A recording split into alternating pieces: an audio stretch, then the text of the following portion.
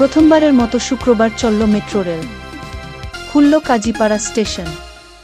সাপ্তাহিক ছুটির দিন শুক্রবার ও মেট্রো রেল চালানোর দাবি ছিল অনেক দিনের। সেই আক্ষেপ এবার ঘুচল নগরবাসীর। উদ্বোধনের পর প্রথমবারের মতো শুক্রবার উত্তরামতিঝিল রুটে চলল মেট্রো রেল। সেই সঙ্গে ক্ষতিগ্রস্ত কাজীপাড়া স্টেশন আজ খুলে দেওয়া হয়েছে। ঢাকা ম্যাস ট্রানজিট কোম্পানি লিমিটেডের পরিচালক অপারেশন নাসিরুদ্দিন আহমেদ এ তথ্য গণমাধ্যমকে নিশ্চিত করেছেন।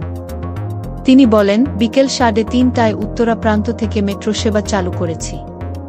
এদিকে কাজীপাড়া স্টেশনে দেখা যায়, বিকাল 3:30টা থেকে সাধারণ মানুষের জন্য উন্মুক্ত করা হয় টিকিট কাউন্টার। এ সময় টিকিট কেটে নিজেদের গন্তব্যে রওনা হন যাত্রীরা। শুরুর দিকে এই স্টেশনে যাত্রীদের তেমন উপস্থিতি দেখা যায়নি। তবে সময় বাড়ার সঙ্গে সঙ্গে বাড়তে থাকে যাত্রীর চাপ।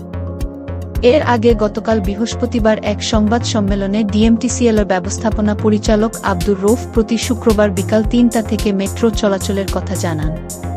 প্রতি 12 মিনিট পরপর রাত 9:40 পর্যন্ত চলবে ট্রেন।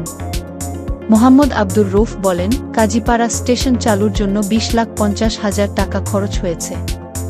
কিছু যন্ত্রপাতি পুনঃ প্রতিষ্ঠা করা হয়েছে। কিছু জিনিস ও যন্ত্রাংশ মিরপুর 10 স্টেশন, ডিএমটিসিএল ল্যাব, প্রশিক্ষণ ও প্রদর্শনী কেন্দ্র থেকে এনে লাগানো হয়েছে। ক্ষতি নির্ধারণের কাজ শেষের পর দরপত্রে গেলে জানা যাবে কত টাকার ক্ষতি হয়েছে।